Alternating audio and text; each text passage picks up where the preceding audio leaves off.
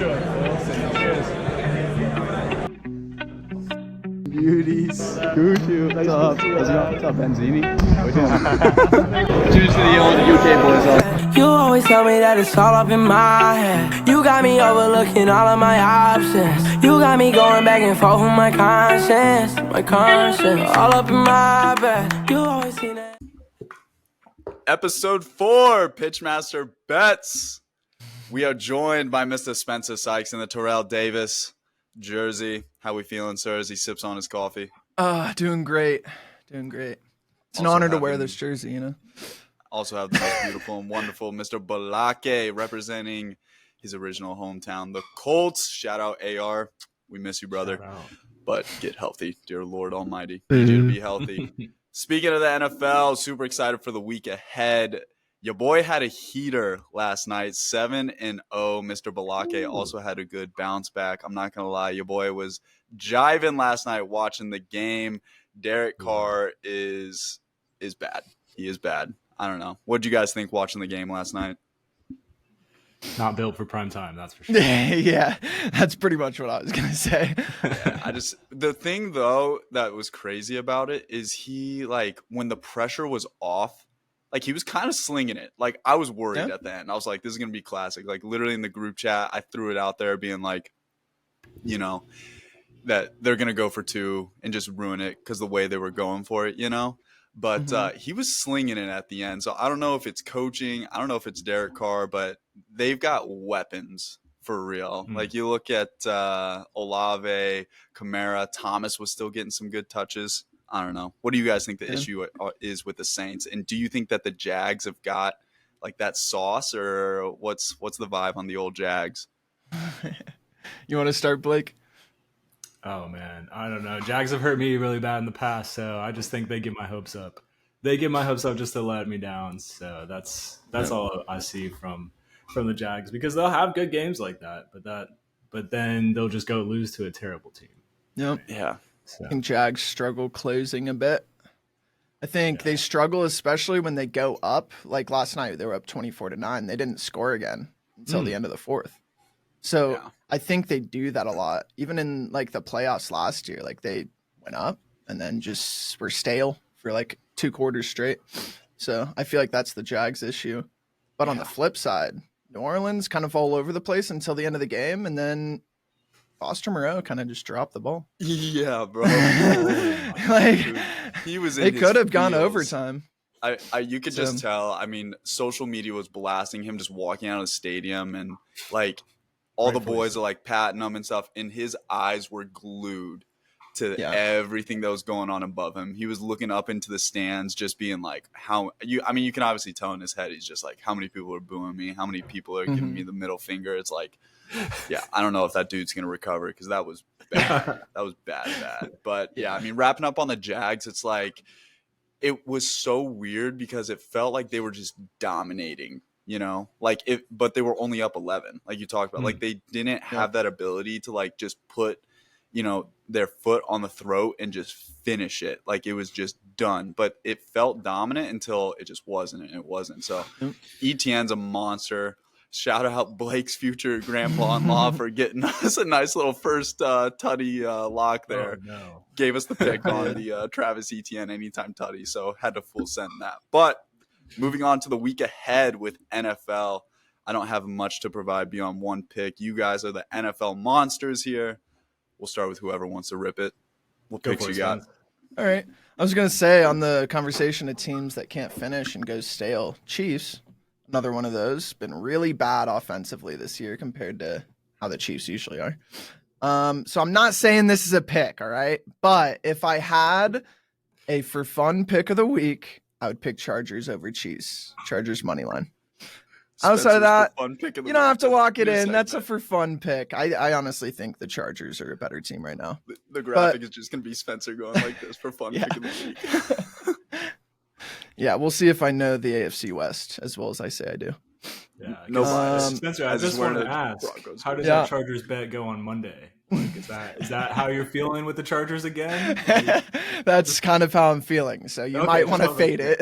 Is this an out of spite pick? Yeah, possibly. Bounce back. What are the Other odds than on that, right though, now, though? my favorite's another one out of AFC West. Raiders -2.5 over the Bears. Honestly, Raiders defense has been playing really, really well this year. Lots of sacks, lots of turnovers. So I honestly think the Bears probably won't be able to handle that in Max Crosby. Maybe my favorite bet of the week, though, the over on Commanders Giants at 37.5. That's low. Like I was talking about earlier with you guys, Commanders have had one game this entire year that wouldn't hit that over. And I know they're playing the Giants, right? But that Commanders defense looked pretty bad the last few weeks. Is DJ back? Is who? Daniel DJ Jones? Moore? Daniel Jones. Oh, Daniel Jones. Ooh, I think I heard that he was ticking towards trying to play. That's Not what I sure thought, if he's right? official yet, but I do. Yeah, Tyrod we'll have doesn't to look see that because I thought he was active. So obviously, Tyrod if he's was not, that dude. Tyrod may or may not be that dude, but we'll see. At one point in life. Yeah, so maybe fade that if you want. If Daniel Jones does not go, because that could be like 7 points for the Giants right there.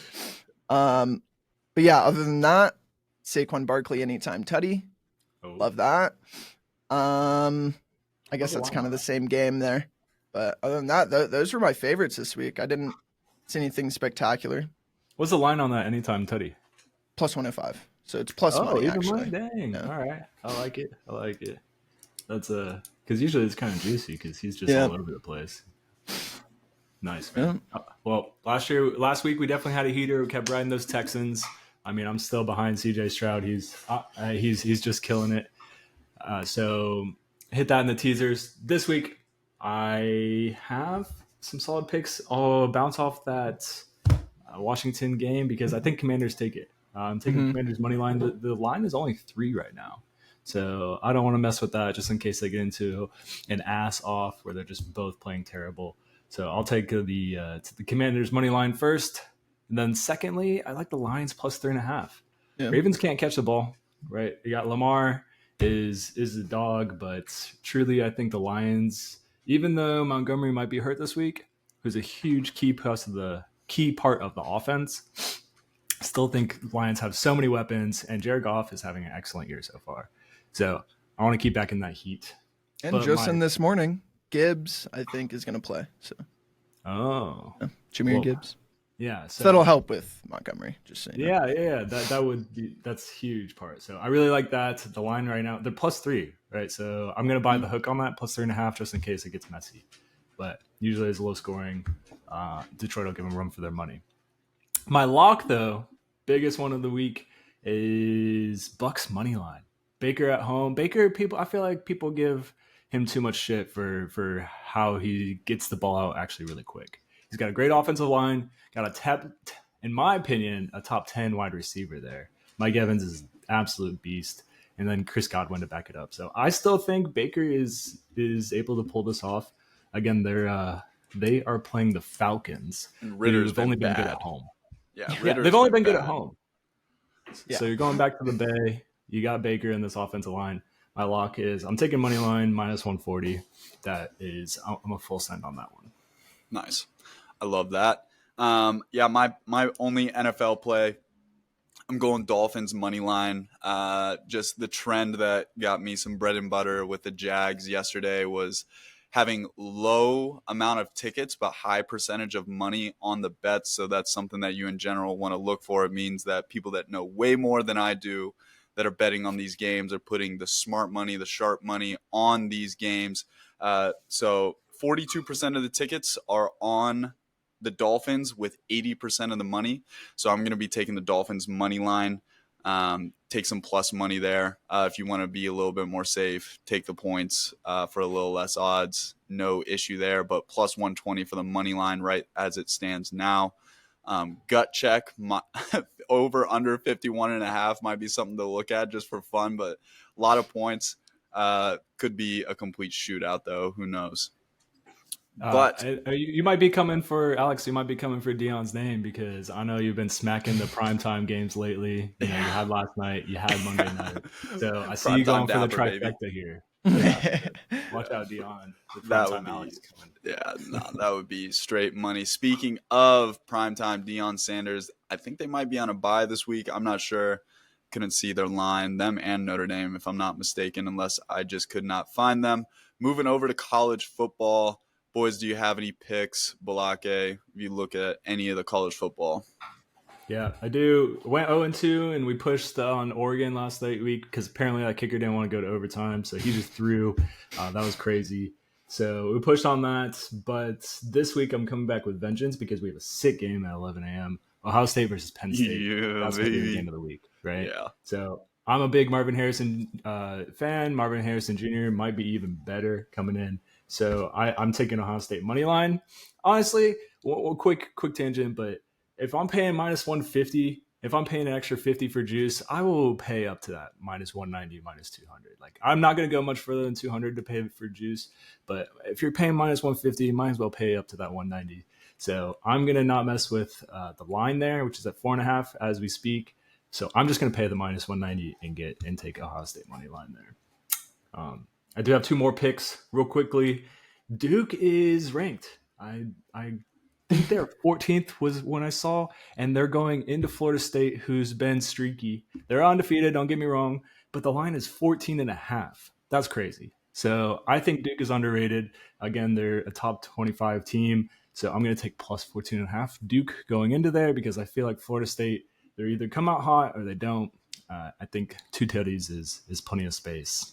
And then lastly, I got Tennessee plus 10. I'm going to buy a point because it's at 9 right now. They're playing Bama. Bama's quarterback. He's been on it lately, but he's just, I don't know. I don't think he's that guy.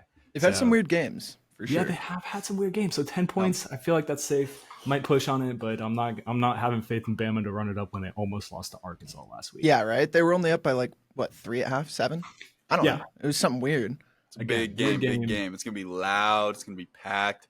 Peyton Manning might be in the house. We'll see how it goes. Ooh, yeah. So I have my hands all over those big time games. Again, Ohio State money line, Duke plus 14.5, and then we got Tennessee. So I'm rocking with the dogs this week.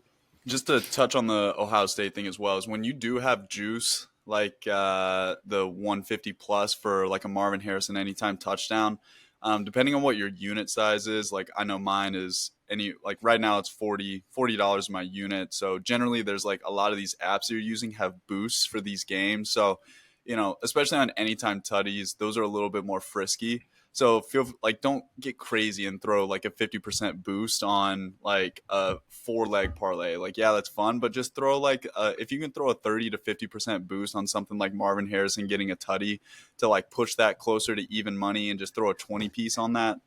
I'm rocking that all day. So I love the He was talking to you, Spencer. Hey, is he talking to me? I've been a victim of it. I've been a victim of it. I promise you that. I was a very big victim of it against the Bills and the Giants, like literally right before the game. Granted, I actually was talking to Spencer, so I don't know if there was an even more influence to carry him further. But so just to give a little advice, like I love the Marvin Harrison anytime tutty. It's at plus or minus 160 for me. So if there's a boost that comes out that can get me a little bit better odds on that, I don't hate that at all. Any picks for you, Mr. Spence Daddy, on the college side? No, I have not looked at college football at all, to be honest. No problem at all. We had a good enough break in there that I can adjust. Moving across the pond, I have no idea if you boys are going to have any picks. After my heater last night, took a couple Benjamins out, couple singles out. But we did throw down quite a slate of soccer bets. So I've got a little bit of a go-ahead here.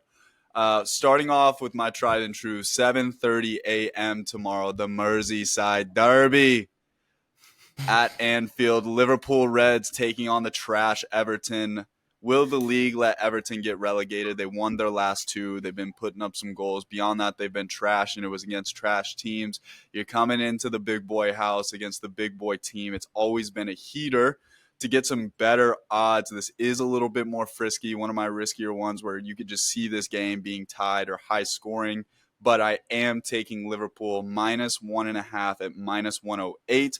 I just don't think Everton has the sauce to keep up. Liverpool has been balling. Their players have been playing well overseas. Nunez has been heating up for Uruguay. Zoboslai is carrying Hungary. I love the way that they're playing.